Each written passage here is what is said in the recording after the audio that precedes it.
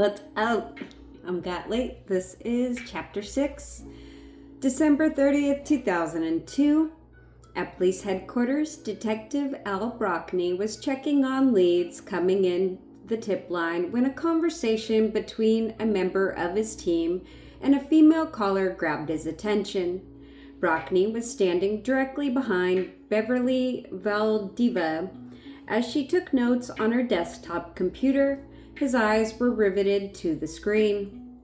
A woman named Amber Fry from Madera, California, was calling to claim that she was Scott Peterson's current girlfriend. She sounded incredible. She gave a list of specific dates when she claimed to have spent the night with him, and related details of several phone conversations between the two since Lacey's disappearance. Taking the receiver, Brockney identified himself, then listened intently as the woman told her story. After seeing a news report about a man named Scott Peterson who had reported his wife missing in Modesto, Amber had attempted to call Brockney the previous evening. When she couldn't reach the detective, she dialed headquarters and spoke with the dispatcher, who confirmed that her boyfriend had the same birthday as Scott Peterson in the news. Upon hearing that, Amber decided to call the tip line. Amber told the police that she had been seeing Scott Peterson since November 20th, 2002, 5 weeks before Lacey's disappearance, and had spoken with him on the phone virtually every day since then. Grabbing pen and paper off Valdiva's desk, Brockney scribbled profusely as Amber told him about her single boyfriend. The two of them had even discussed the subject of marriage, just as with Janet Isles and Kate Henson. Peterson first told Amber that he'd never been married, and then later confessed. But then later changed his story and confessed something quite different. Amber related the conversation. It occurred on December 9th, just a couple of weeks into their relationship, at her home in Madera, 90 miles south of Modesto. Soon after Scott arrived, she recalled he suddenly broke down sobbing. He had lost his wife. He offered no specifics, and Amber felt uncomfortable asking for more. His anguish led her to believe that Scott was either divorced or a widower. Scott sobbed that this would be his first holiday without her. He did not want to talk about it, Amber said, so she pressured him no further. Brockney asked if the young woman would assist in the investigation by maintaining contact with Scott without revealing that she had spoken with the police. Amber agreed, promising to call her right back. With the meeting time, Brockney hung up, raced upstairs to find Grogan and Bueller, and called an emergency meeting. As Brockney excitedly briefed his colleagues on the call, Grogan quickly realized that December 9th was the very day that Scott Peterson had plucked $1,400 to buy Bruce Peterson's aluminum fishing boat. He immediately dispatched Brockney and Bueller to Amber's home. This could be the break they needed. The late December sun peeked through patchy clouds as the officers made the nearly 2-hour drive to Madera, a small city in the heart of California's Central Valley, home to the portion of Yosemite National Park. Madera County is largely rural. Yet Madera itself is a fast-growing town of 43,000 people dominated by young people. The average age is just 26. It was almost 11 a.m. when the detectives pulled up to Amber Fry's house in Rolling Hills. Standing in front of the cottage were two women, tall and slender, with fair skin and long blonde hair. They looked very much alike. Pulling badges and photo ID from their pockets, the men identified themselves and handed over their business cards. Amber Fry identified herself and her friend Sean Sibley. the woman who had introduced her to Scott Peterson. For Brockney, the name Sean rang a bell. 2 days earlier, he had heard the same name while interviewing a fellow employee of Scott's named Eric Olson. The police had first learned of Olson through an email they found on Scott's computer, in which Olson informed Scott that he was resigning from Trade Corp.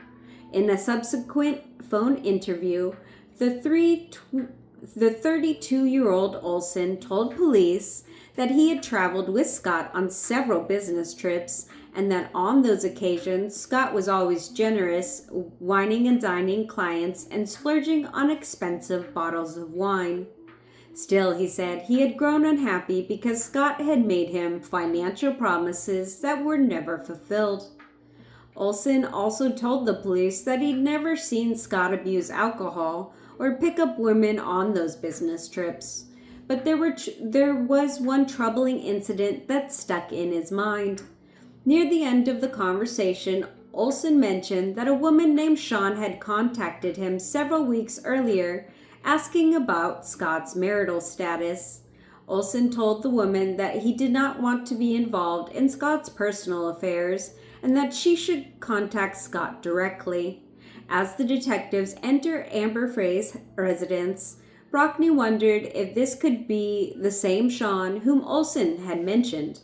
Amber invited the officers into her large open living room.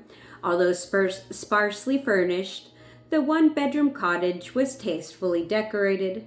She may not have had much money, the police judged, but Amber Frey was a neat and meticulous young woman who was trying to provide a good home for her young daughter, Ayanna. As they sat down, Amber showed the officers several items to prove that she and Scott Peterson had been dating. One was a Star Theater 2-home planetarium, a Christmas gift she had received from him on December 26th. The gift was purchased by mail order and was accompanied by a receipt and a special message from Scott written in Spanish. When Amber pulled out 3 corks from bottles of wine and champagne she said the couple had shared during their dates, the corks were signed and dated and bore the couple's names. As the officers examined the items, Amber handed them a formal invitation for a black tie Christmas party on December 14th. She told police that she and Scott had attended a party together and then presented the officers with the receipt for the tuxedo that Scott had rented for the formal affair. Amber wore an awkward smile as she next presented the detectives with a strip of unused condoms that she said would have Scott's fingerprints on them. She also turned over a wrapped Christmas gift that she had intended to give him with the words, "For my love," inscribed on the wrapping paper. After the show and tell session, Brockney pulled out a tape recorder and explained that he wanted to record their conversation as part of the investigation. Both Amber and Sean consented. Okay, it's Monday, December 30th of 2002, Detective Bueller began, as the tape recorder on the table whirled. Present is Detective Brockney, along with myself, Detective John Bueller. We are here with Amber Frey and Sean Sibley, and the time we are starting is 11:02. We're going to do 2 interviews here. Probably the first thing we ought to start, I guess, Sean, you are the first one to meet Scott. Yes, Sean confirmed. And if you want to go into that and just start telling us about how you met him, where you met him, how long ago it was, and under what circumstances, Bueller instructed. Adjusting herself in the chair, Sean Sibley began her story. Sean had met Eric Olson and his boss, Scott Peterson, in October at a California Association of Pest Control Advisors trade show in Anaheim. One evening, they all enjoyed a Monday night baseball game in the lounge at the Disneyland Hotel bar with another man named Dave, whose last name she didn't know. Sean and Scott spoke briefly about business. He was polite and engaging. Although the men would view it differently, Sean insisted that Scott did not hit on her. She was wearing an engagement ring and made it known that she was in a committed relationship. Sean decided to stay on for dinner with Scott, Eric, and Dave, and the four walked to Blue's restaurant on the Disneyland Strip. During the stroll, Scott removed his conference name tag and asked Sean, "What can I write on the back of this that would attract a woman to me?" I would write, "I'm rich," Sean recalled. Scott smiled and suggested the initials HB for horny bastard. Scott picked up the tab for dinner and all the drinks. After the meal, Eric and Dave went back to their hotel while Scott and Sean went back to the Disney Hotel and drank at the bar until it closed. Then they sat in the hotel's courtyard and talked until the security guards told them to leave. "Hey, I'm security, what's up?" "Security." "Loitering, oh no." Ugh. Yeah, okay. Scott followed Sean to her hotel room where they sat in the hallway and chatting until around 3:30 a.m. She was sharing a room with her coworker, she said, so they couldn't go inside. Although Sibley maintained that Scott never came on to her, they did talk about relationships. "He asked me," she said, "do you think that there is only that one person who you are meant to be with forever? There's probably 1,000 people out there on this earth that we could be compatible with. I don't think there's necessarily just one." Scott wanted to find the one person who would make him happy, she explained. He told her that he thought he'd found the right person, but it didn't work out, and now he was just looking for someone intelligent. Sean said Peterson claimed that he was sick of bimbos and he didn't like one-night stands. He was looking for someone he could spend the rest of his life with, she said. Scott asked Sean if she had any friends who might fit the bill, but Sean had nobody in mind. Since Scott had been drinking, he wound up sleeping in his truck in the parking lot instead of driving back to his hotel. When Sean ran into him the following morning, the two continued their discussion. He told Sean that he lived in Sacramento and had a condominium in San Diego. His office was in Modesto, but he was rarely there. He also told her that he traveled extensively in and out of the United States, and at the end of the conference, the two exchanged business cards and went their separate ways. About a month later, Sean received a message at her office from Scott. Assuming it was business related, she returned the call. Scott immediately started talking about personal stuff. After the conference, Scott told Sean he did not check out of his hotel. Instead, he had driven straight back to his home, and the hotel had mailed him his packed bag.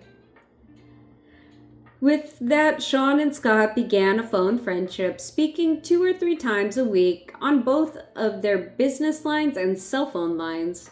Sean said the charming young man always wanted to talk about personal things before they discussed business. She liked Scott and eventually decided to introduce him to her friend. Oh, dog. Amber Fry, no.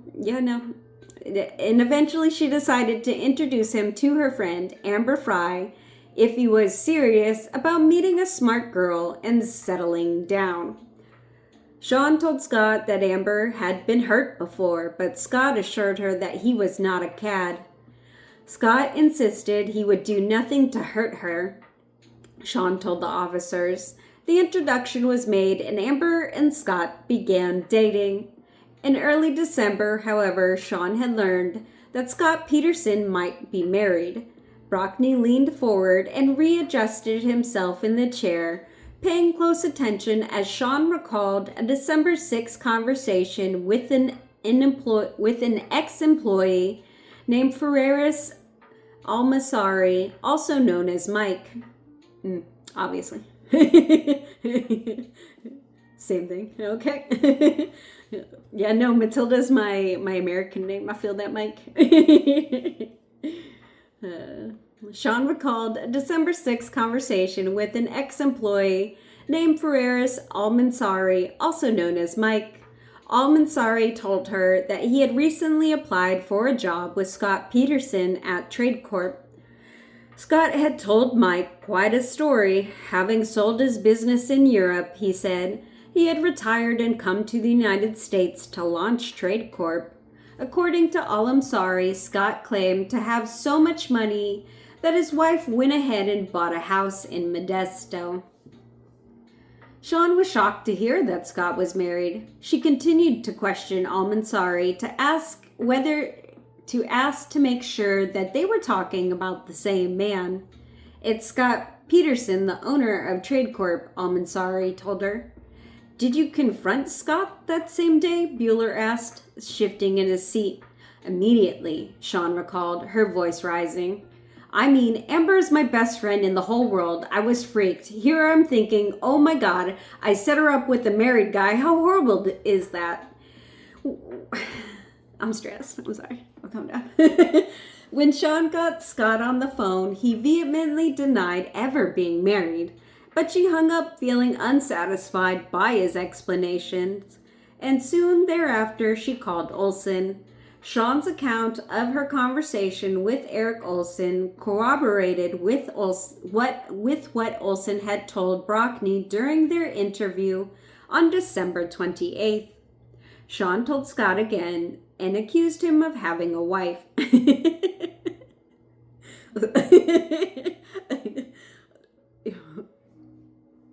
Poor Lacey, though. Her husband's a moron. Okay. Okay. Sean called Scott again and accused him of having a wife. It's just such a... Okay. He denied it, she said. Several hours later, Scott called her back and left a message on her answering machine.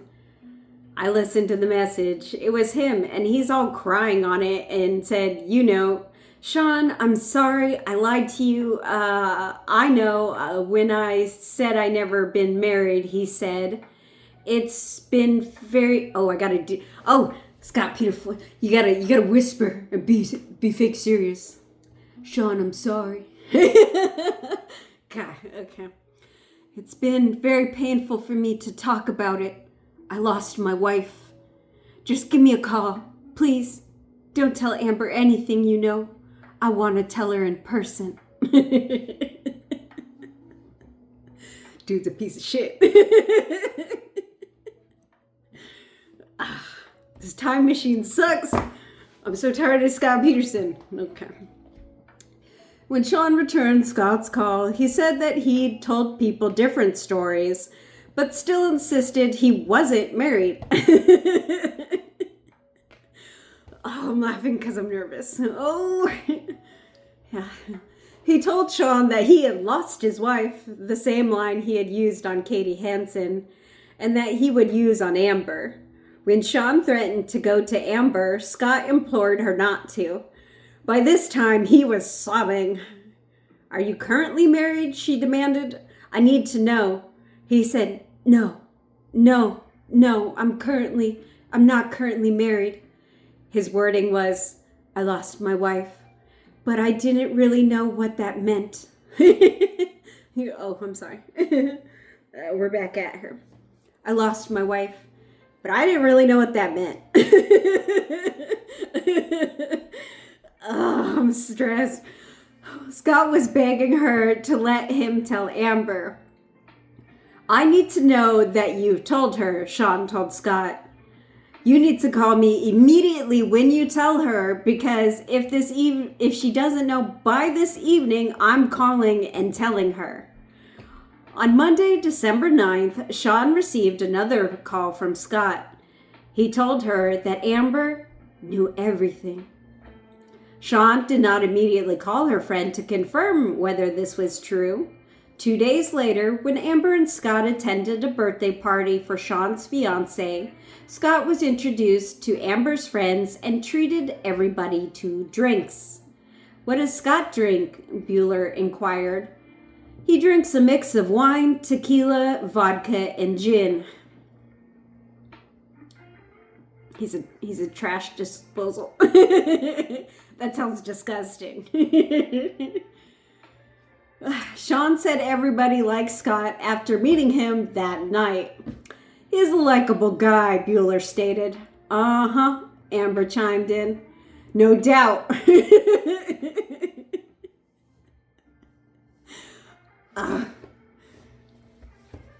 I mean, that's what everybody has said, but we look a little past that when you're working something like this. Don't feel bad that you guys ended up in this kind of situation.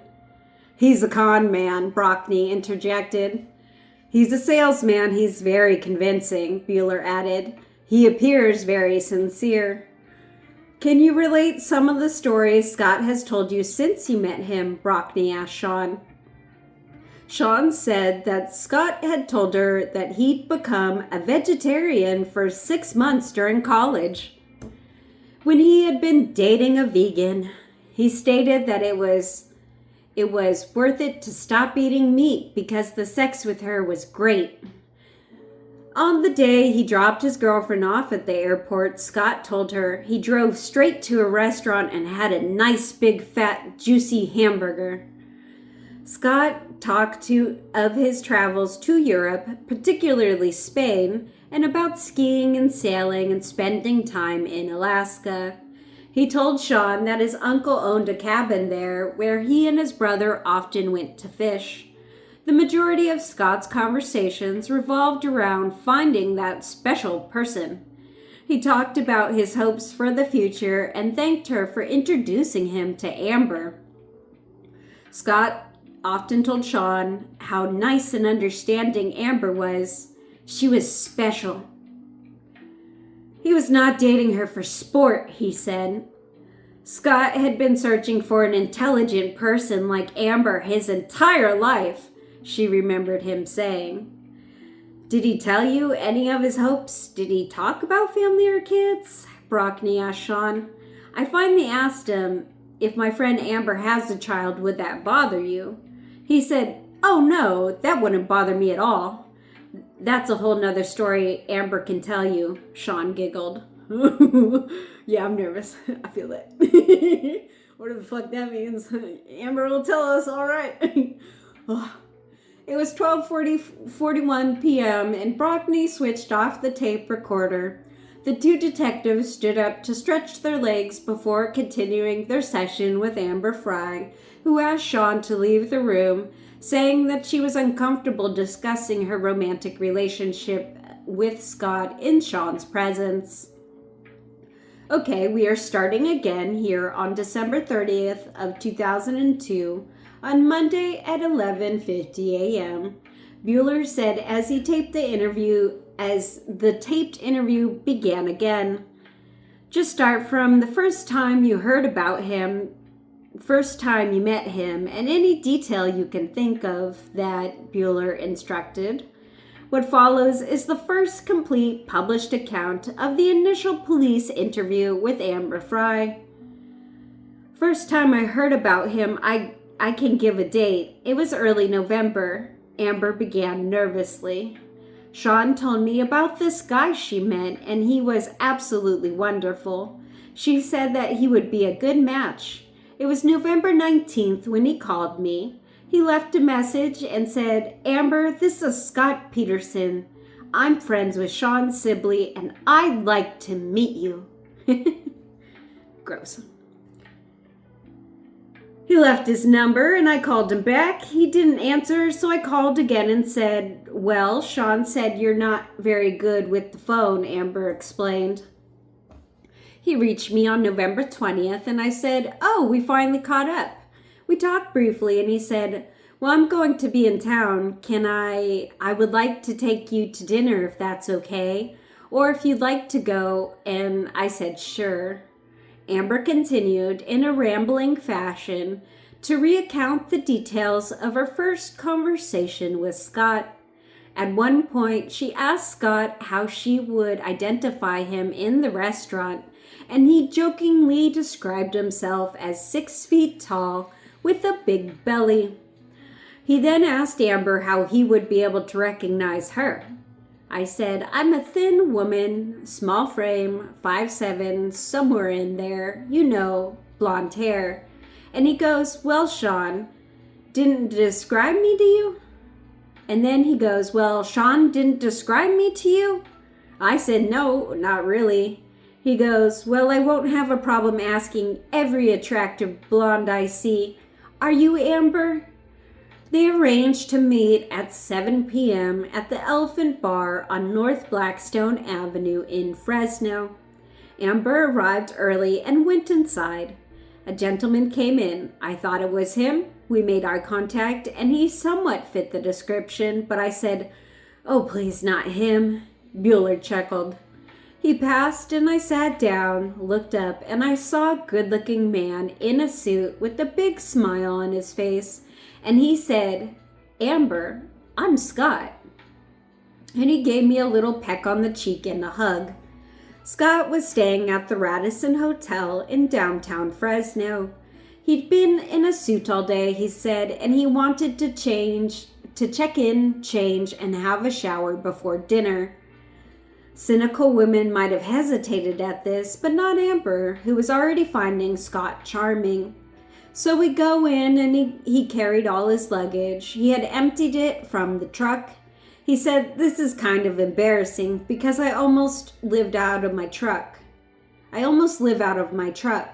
So we get into the hotel. He pulls out 2 glasses and a bottle of sparkling wine, actually it was either sparkling wine or champagne. At this point, I don't recall the difference, and I was like, "Oh." After he cleaned up, Scott placed a strawberry in each glass and poured wine in each glass. After their drinks, the two set off for dinner at Itoya, a local Japanese restaurant. The two were shown a table, but Scott didn't remain seated for long. Instead, he left to talk to the maitre d'. A few restaurants accommodate private seating these days, yet somehow Scott managed to secure a private room. There he promptly ordered another bottle of champagne. Amber listened, entranced, as Scott talked about himself and his travels to Africa, Ireland, and Spain. She had no idea that the grandiose self-portrait he was painting was pure fiction, apparently improvised on the spot. The conversation turned to the upcoming holidays. Scott told Amber that he was going to Alaska for a week-long trip with his brother and father for Thanksgiving. And then for Christmas, he said, "My parents always go to Maine. From there, the 28th, I'll leave for Paris because I have some business there." "So when will I see you? When will you be back?" she asked. He told her that he would return at the end of January. We talked about my daughter briefly, Amber recalled. I said, "Today she is 21 months old." He goes, "Wow, so her birthday is in February." I said, "February 20th, mine is the 10th. I told him, and he was like, "Oh, wow. That's just, coming up." Amber told the detectives that she said Scott remained in the private room until the restaurant closed. We were having a good time eating and enjoying each other's company. After dinner, they went to BB's, a karaoke bar next door. Amber said that she and Scott both got up and did a karaoke number. He asked me if I smoked, and I said no. He said, "Oh, good," and leaned over and gave me a kiss and said, "Oh no, you don't smoke." It was just a simple kiss. It was just a simple, innocent kiss. The two danced to Frank Sinatra tunes before heading back to Scott's hotel. On the way, they stopped at the local convenience store where Scott purchased a bottle of Tenquery? Tenquery? A bottle of gin. And some tonic water. When we went back to the hotel and then we started kissing and everything else, we ended up having sex that night protected, the 27-year-old blonde added. The next morning, Scott drove Amber back to her car. He said that he would be traveling for the next week, but would try to call. He did call her twice while he was away, both times supposedly from an airport. They got together again on December 2nd. It was his first time coming to my house, Amber said. It was only their second date.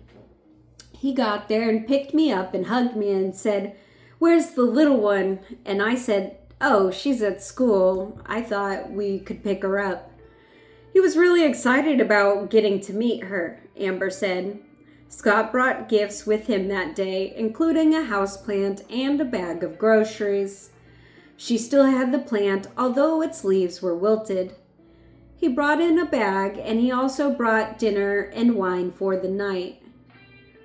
"Everything else is packed. All we need to do is get the little one," he told her. And I said, okay, and so he just kind of hung out, and then we went to the school, and he walked with me into her class and got her, and we left. Outside, Scott and Amber struggled to get Ayana's car seat safely installed in his Ford pickup. "That's terrible," Scott exclaimed. "My car is not even baby-proofed." Amber had no idea that Scott had his own baby on the way. Eventually, Scott secured the car seat and they headed to the park. The threesome strolled through the park and began to bond that day, even as a pregnant Lacey Peterson prepared for the arrival of her unborn son. Amber told the detectives that her 2-year-old daughter seemed to be drawn to Scott. As the three were crossing to walk across a bridge, however, little Ayana reached out to hold hands with both adults, and for some reason, Scott declined to take the little girl's hand. Mixing up medical terms, Amber told the detectives that she thought Scott had said he had rigor mortis in his hands, a possible reference to arthritis. Nevertheless, she recounted, he had a smile plastered on his face. "I just can't stop smiling," he told her, beaming. "This is just so awesome." Finding a spot in the park for a picnic, the three of them relaxed together until dusk when they returned to Amber's apartment. When they got there, Scott presented a gift he had brought for Ayana. It was a child's pop-up version of The Night Before Christmas.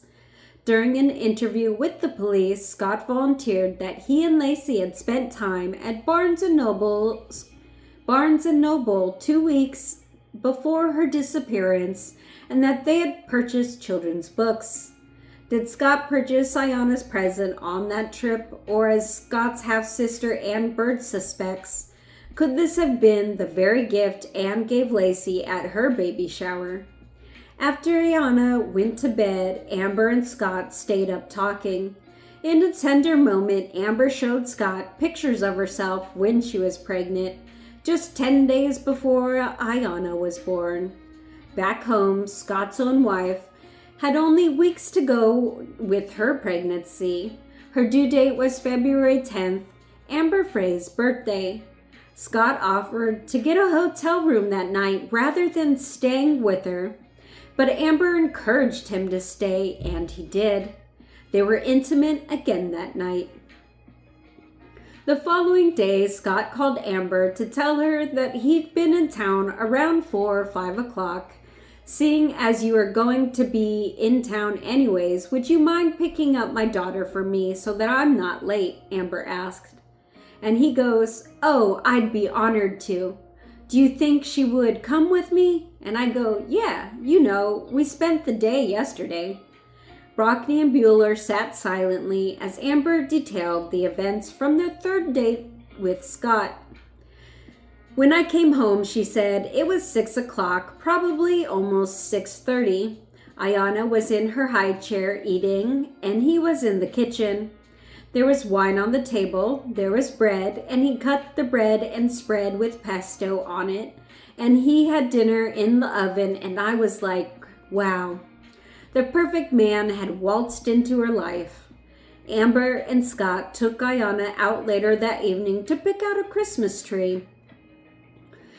When he was interviewed later by the police, the worker at Cobb's Ranch Christmas Tree Farm commented that Ayanna's parents had dressed the little girl more warmly than themselves. Scott grinned the whole time. When they got home, Scott and Amber and Ayanna began trimming the tree. At one point, Amber asked Scott if he had ever been married. Not surprisingly, Scott said no. Ever been close? Amber asked Scott. No, he replied. Scott shared Amber's bed again that evening, and the two talked about trust. He left in the morning, telling Amber that he was headed to San Francisco. During those first few days, Amber said there was almost no indication of anything amiss. The one exception, she said, was when Scott's cell phone rang on either December 2nd or December 3rd, and he had to step outside to take the call. Scott implied that the call was business-related and that there was going to be a lot of yelling. Scott called Amber a couple of times before their next meeting on December 9th. That day he telephoned saying he was attending a meeting in nearby Merced. Was she free to see him? Scott arrived dressed in a conservative blue suit, an International Rotary Club pin fastened to his lapel. When he came to my house, he was very upset, Amber recounted. Very distraught about something he had done, and that he was devastated to what he had done that was very devastating to what possibly could be a beautiful relationship, he said. I need you to come in here. He moved the chairs. He sat in that chair. I was sitting there. He was pretty mad, was pacing a little bit, and I was like, okay, what is it? And he said, it'd be so much easier if you just hated me and you didn't want to see me again, and I hate myself so much right now. And then he talked to me about lying, and then he goes, I just had a horrible weekend this week, and it wasn't fun for anybody because this was on my mind. And I was like, what? I'm holding his hands and he's crying. His stomach kept churning and he was having trouble swallowing, and the tears were pouring out of his eyes. And he said, I lied to you. I lied to you about you asked me if I'd been married, and I have. But he goes, in my past, it's so hard for me because I've had such a hard time dealing with it. And I said, okay. I'm thinking, well, she passed away. And he goes, I haven't said very much, but obviously you know that she's not with me. And I wanted to be able to talk to you about this. And I was going to talk to you about this when I came back from Europe. He goes, Jesus. This was on my mind and I had to let it all out. And I was like, okay, I'm sorry this was hard for you to tell me, and I thank you for sharing this with me, and there will be time for you to share more. And he's like, Amber paused and then sighed, taking deep breaths and having trouble swallowing. Scott asked, you're not mad at me? How could I be mad? She asked. That's understandable if you have had a loss. I said, were you ready for me? And he said, oh yes, Amber, absolutely yes. And then he said, this will be the first holidays without her. Still sobbing, Scott announced, well, I should go. You need some time to think about this. And I go, why would I need time to think? And he goes, well, because it's new, and I lied to you. Scott seemed to be suggesting that their relationship was in trouble. He was headed to Europe on business, and when he returned, they could talk again and see how things were between them. Amber confessed to Brockney and Bueller that she had no idea that Scott was lying to her. His intense emotional explanation was just that convincing. Rather than relive the pain of his past situation, Scott said, he would often tell people that he was never married. Still, she remained concerned that he was not telling her everything. They had already made plans to go to a birthday party for Sean's fiancée on December 11th, as well as to attend a formal Christmas party on December 14th. Amber asked if he would still intended to accompany her to the party on the 11th as planned. Do you still want me to go with you? Scott asked. Amber said her response was affirmative. Absolutely. Yes, I want you to be there. She said that she had told Scott. It was then Amber explained that Scott seemed to have a change of heart and decided to stay that evening. She said that he sat down on the couch and they chatted. She sought to soothe his nerves. You are just amazing, Scott told her. I am just so intrigued by you. On Wednesday, December 11th, Scott came back to Madera, where he and Amber went to the Fashion Fair Mall in Fresno to pick up a tuxedo. You know how he paid? Brockney asked. A credit card, Amber responded.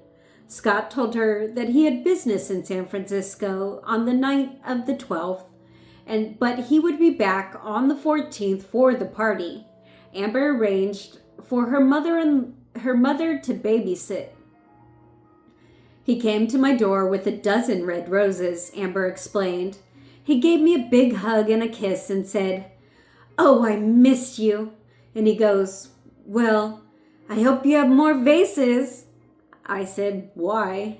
And he said, "Because these are for you too." And he pulled out 2 more dozen roses. If it's ever too good to be true, it is, Brockney chuckled. I know, Amber responded, so I'm not done. So we get to the intimate details. No, not yet. Go ahead. You're going in a good order there, Brockney instructed. Amber explained that the intimate details were next. Oh, okay, yeah. I looked down and there was a single rose that was odd from all of them, and I pulled it out and I said, "What's with the single rose?" And he said, "Well, you have a candle?" And I said, "Yeah." And he said, "Can you get the candle?" Sure. So I get the candle. He shuts the lights out and lights it and says, "Well, this is all I could think about in San Francisco when I woke up today." So he cuts the stem off, and it's just, a short stem at this point with the rose. He starts rubbing the rose on my face and kissing me, and he said that he was just talking about this dream he had, and then he leaned me against the wall and was rubbing the rose down my neck, and then he says, "I don't know how it feels to have a rose rubbed all over me, but this is how I woke up." His dream apparently that he was having, and he unzipped my top and that I had on and was kissing me, and it was pretty, intense. I was gonna he had a jacket on still, and he goes, "You know how this dream ends?"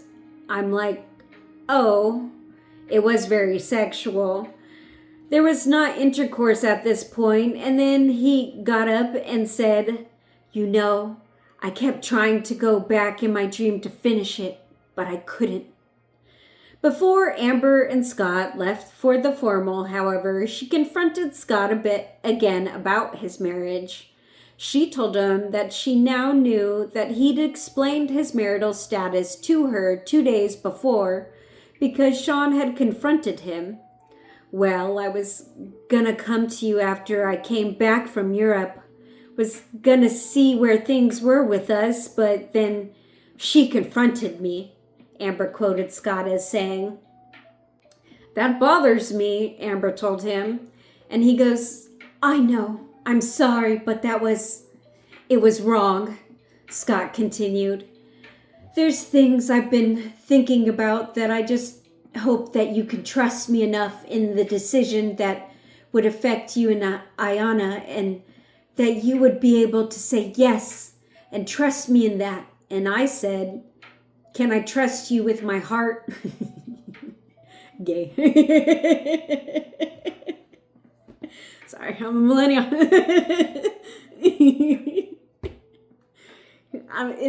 It's cute. She meant it. It's just gross now because Scott Peterson. And I said, can I trust you with my heart? I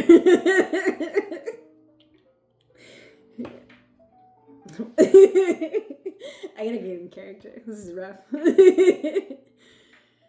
And he goes, well, that's up to you and being able to trust me and make decisions about things, Amber said.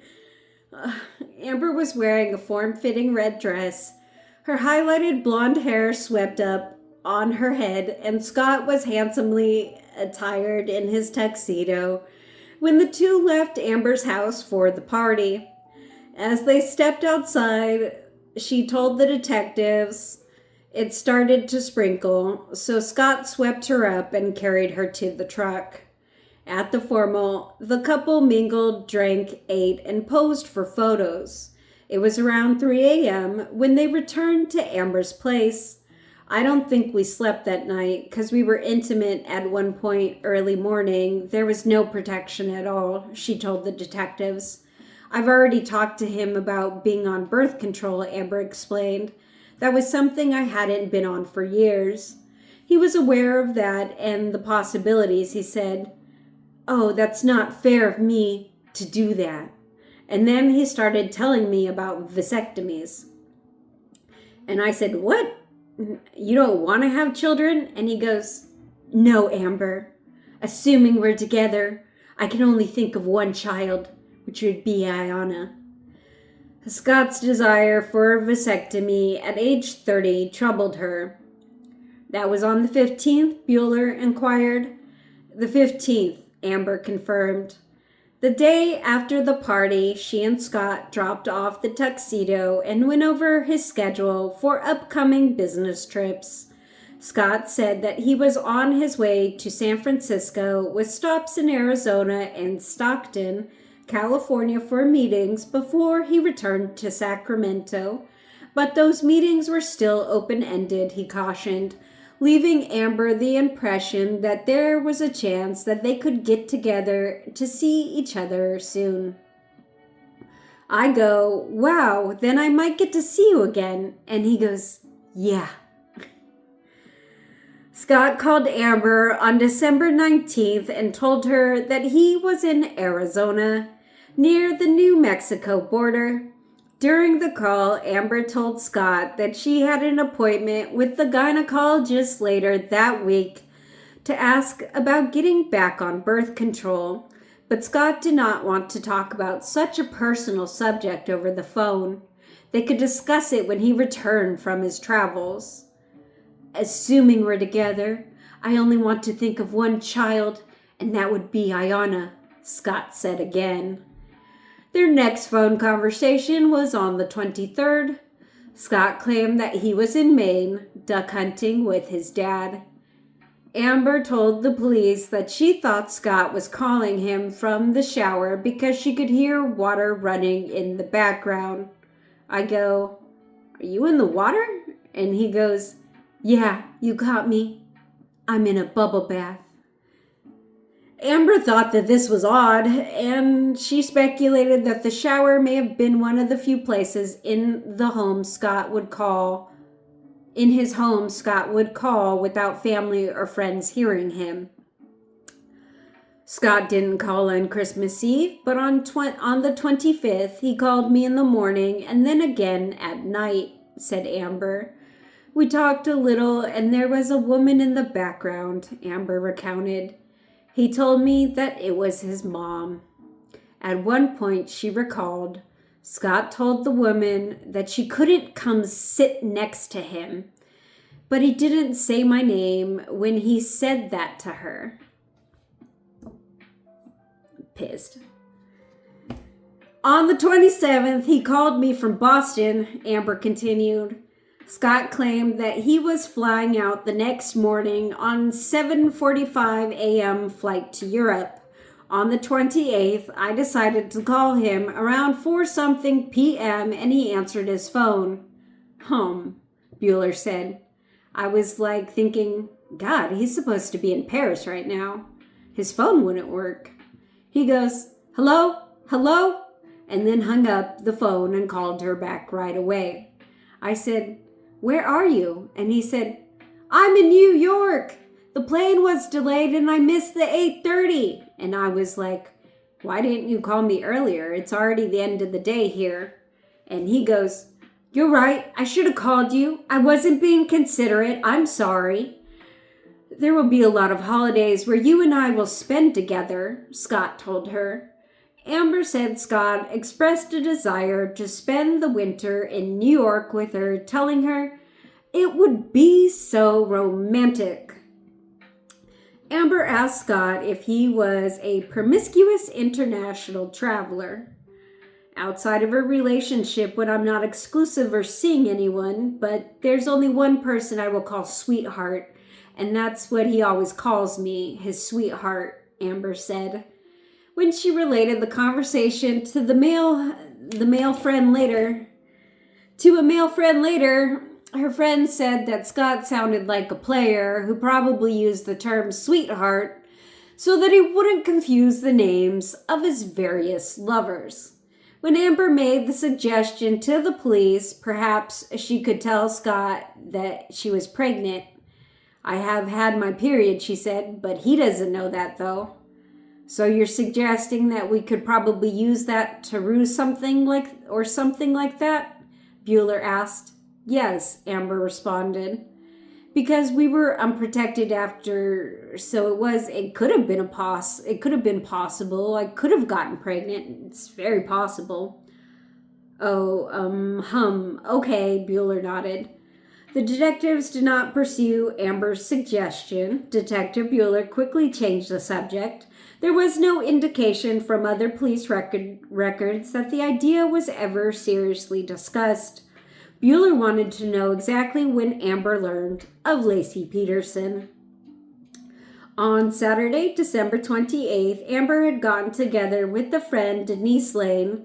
Amber was already curious about Scott's marital status, so she and Denise had conducted an internet search using his name. They got a number of hits for Scott Peterson in San Luis Obispo and Sacramento. The next day, she got a call from her friend Richard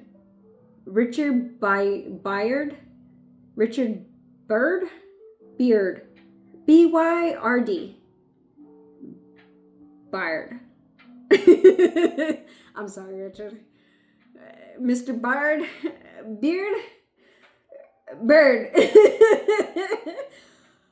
Okay, a police officer in Fresno. He suspected that Scott Peterson from the Laci Peterson missing persons case in Modesto was the same man that she was dating. Richard read me a little of the article about him and his wife and what he is going through and about him being a nice guy, Amber said, clearing her throat. And friends and family are out. He's not ruled out, but he's not... Bueller responded. He's a big suspect. Well, the paper's not saying that, Brockney noted. That's true. We're not telling him that, Bueller replied. Okay, have a good day.